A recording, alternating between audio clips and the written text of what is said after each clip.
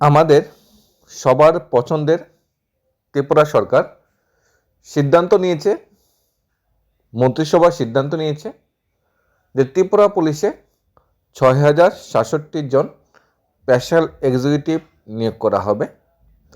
এই নিয়ে দুইবার করে ফর্ম ফিল আপ হয়েছে। মন্ত্রিসভার সিদ্ধান্ত বাস্তবায়নের জন্য আধিকারিকরা ইন্টারভিউ নিয়েছে, কিন্তু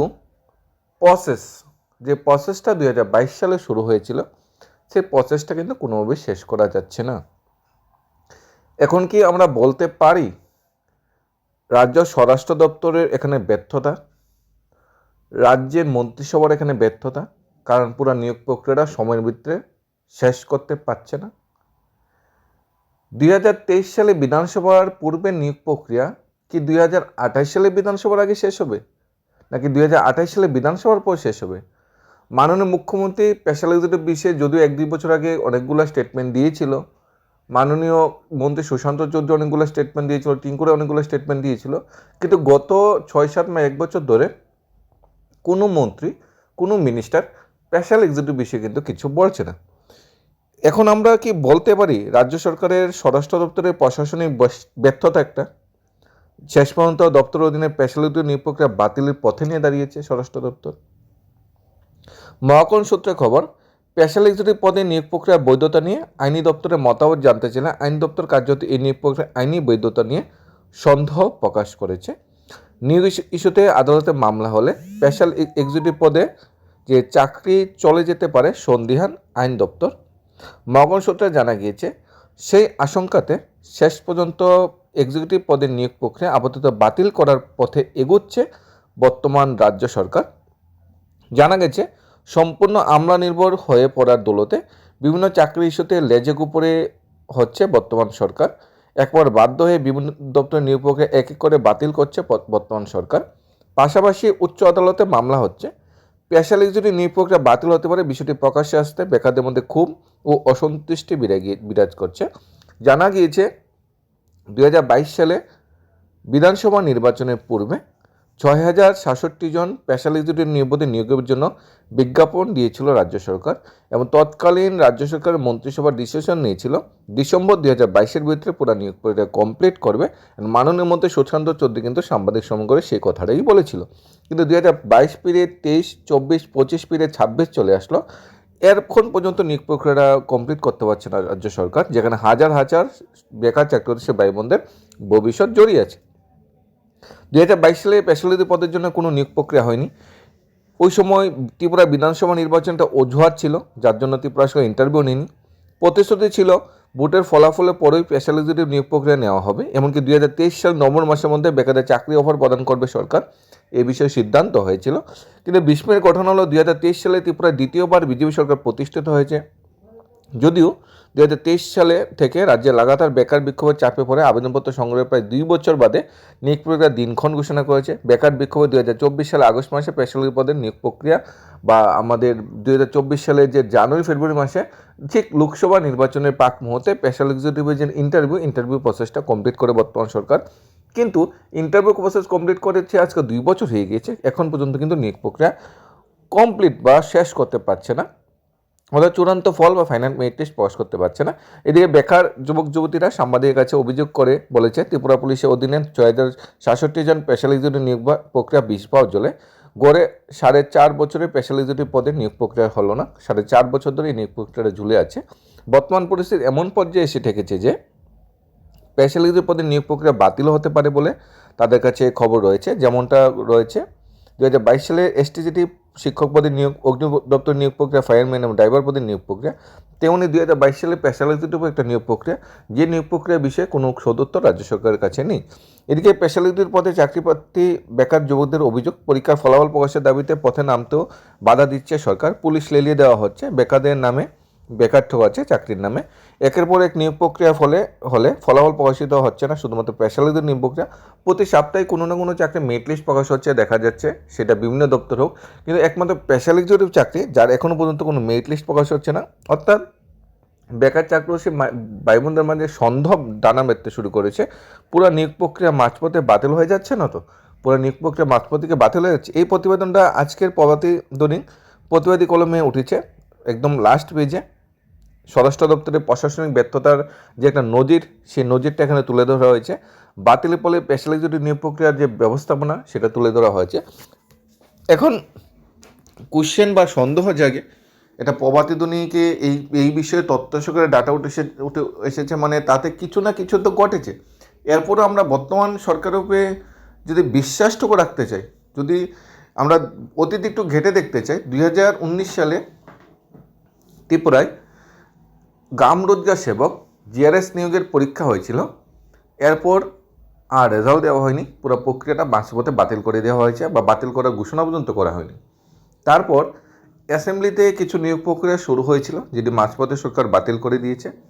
এছাড়া 2018 সালে টিএসআর, টিসিএস, টিপিএস অফিসার আরও বেশ কিছু নিয়োগ প্রক্রিয়া যেগুলো বর্তমান সরকার বাতিল করে দিয়েছে। অর্থাৎ নিয়োগ প্রক্রিয়া বাতিল করার ক্ষেত্রে রাজ্য সরকারের অনেকগুলো দৃষ্টান্ত আছে, অনেকগুলো উদাহরণ আছে, যেখানে আমরা তুলে ধরতে পারবো যে রাজ্য সরকার এই নিয়োগ প্রক্রিয়াগুলো বাতিল করেছে। এর মধ্যে সুপ্রিম কোর্টের রায়ে টিএসআর ভাই বোনরা চাকরি পেয়েছে, সুপ্রিম কোর্টের রায়ে টিসিএস অফিসাররা চাকরি পেয়েছে। অর্থাৎ সুপ্রিম কোর্ট কিন্তু রাজ্য সরকারের যে নিয়োগ প্রক্রিয়া বাতিলের যে প্রসেসটা তার বিপক্ষে রায় দিয়েছে। এখন শোনা যাচ্ছে স্পেশালাইজড নিয়োগ প্রক্রিয়া বাদ হতে পারে, সম্ভাবনাময় চেষ্টা চলছে এক নিয়োগ প্রক্রিয়া মাঝপথে বাতিল করার জন্য। হয়তো কোনো আইনি গাফিলতা আছে, হয়তো নিয়োগ প্রক্রিয়া নিয়ে সরকার উদাসীনতা আছে, নয়তো অর্থের কিছু ক্রাইসিস আছে, যার জন্য সরকার ইচ্ছা থাকা সত্ত্বেও নিয়োগ প্রক্রিয়া কমপ্লিট করতে পারছে না, অফার ও জয়েনিংয়ের ব্যবস্থা করতে পারছে না। আমরা জানতে পেরেছি ইদানিং আরও কিছু পোস্ট স্পেশাল এক্সিকিউটিভ বাড়ানো হবে, সেটাও শোনা খবর, এখনও মন্ত্রিসভার সিদ্ধান্ত হয়নি। এরকমও দেখা যাচ্ছে যেখানে 11,000 টাকা বেতনে চাকরির জন্য চাকরির প্রসেস শুরু হয়েছিল, মাঝপথে বেতন 11 থেকে 13,000 টাকা করা হয়েছে, কিন্তু সমস্ত কিছুর ঊর্ধ্বে নিয়োগ প্রক্রিয়াটা প্রসেসটা কমপ্লিট করার মতো কোনো ব্যবস্থাপনা কিন্তু রাজ্য সরকার করছেন। এখন কোশ্চেন হলো, নিয়োগ প্রক্রিয়া কি শেষ পর্যায়ে আছে? উত্তরটা নিয়োগ প্রক্রিয়া শেষ পর্যায়ে কি, নিয়োগ প্রক্রিয়া তো কবেই শেষ। ইন্টারভিউর মার্কস যেদিন ইন্টারভিউ হয়েছে সেদিনই সবাই মার্কস দিয়ে দিয়েছে। এটা তো লিখিত পরীক্ষা নয় যে আজকে পরীক্ষা হয়েছে, 1 মাস পরে আস্তে আস্তে খাতা দেখবে, ওই মাসে চেক করবে, মার্কস দেবে। ভাইবা হয়েছে, যেদিন ইন্টারভিউ হয়েছে সেদিনই মার্কস দেওয়া হয়েছে। তো সবার কাছে মার্কস আছে, সবাই মার্কস কে কত পেয়েছে সবাই জানা আছে। তো সেদিনই যেহেতু মার্কস দেওয়া হয়েছে, সেগুলি সবগুলি টালি করা দরকার। প্রত্যেকটা ডিস্ট্রিক্ট ওয়াইজ 1 মাস সময় নিত সবগুলো টালি করে চাকরির প্রসেসটা কমপ্লিট করতে। কিন্তু 2024 সালে লোকসভা নির্বাচনের ঠিক কিছুদিন আগে জানুয়ারি ফেব্রুয়ারির দিকে পুরো প্রসেস কমপ্লিট হয়েছে।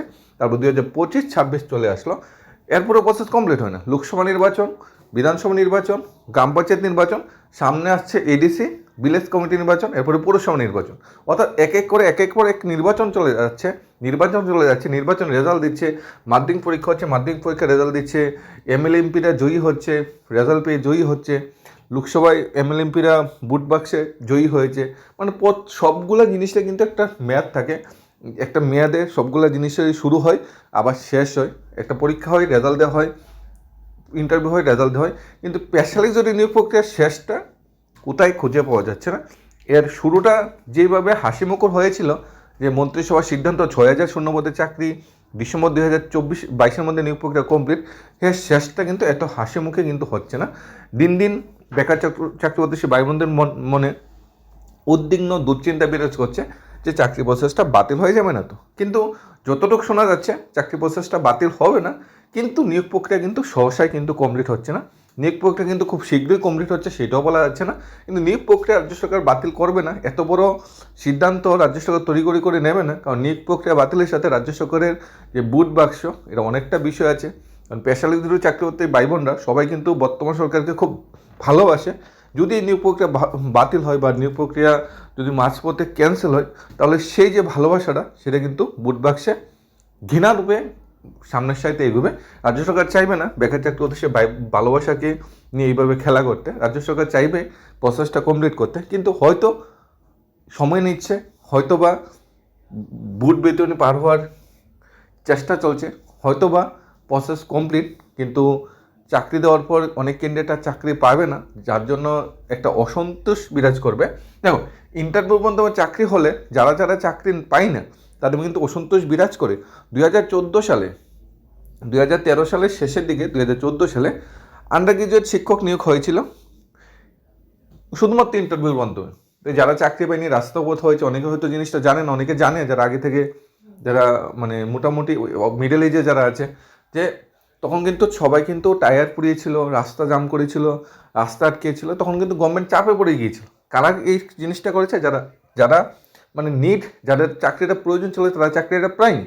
2010 সালে যখন গ্র্যাজুয়েট টিচারের চাকরি দেওয়া হয়েছিল শুধুমাত্র ইন্টারভিউর মাধ্যমে, 10,323 যেটা বলি, তখন কিন্তু বিজ্ঞান শিক্ষকরা, পিওর সায়েন্স এবং বায়ো সায়েন্সের বিজ্ঞান শিক্ষকরা কিন্তু রাস্তায় নেমেছিল। কেন নিয়োগ প্রক্রিয়াকে স্বচ্ছভাবে মেনটেন করা হয়নি? তখন কিন্তু তড়িঘড়ি করে রাজ্য সরকার আরও 1,000 বিজ্ঞান শিক্ষক নিয়োগ করেছিল। পোস্ট গ্রাজুয়েট টিচার নিয়োগের ক্ষেত্রেও সেরকম হয়েছে। অর্থাৎ ইন্টারভিউর মাধ্যমে যখন চাকরি হয় তাদের স্বচ্ছতা কতটুকু মেনটেন হয় সেটা বলা যাচ্ছে না, কিন্তু যারা যারা চাকরি পায় না তারাও কিন্তু ভালোভাবে ইন্টারভিউ দিয়েছে, কারণ কিন্তু বুঝতে পারছেন ইন্টারভিউতে কত পেয়েছে। তখন কিন্তু একটা তড়িঘড়ি একটা আন্দোলন সংগ্রাম, অনেকটা বড় মানে খারাপ পরিস্থিতি সৃষ্টি হয়, যা সরকারকে চাপে বা সরকারের কঠিনতম অবস্থানে বিরাজ করতে বাধ্য করে, যেটা বিগত বামপন্থী সরকার সেটা ফেস করেছে।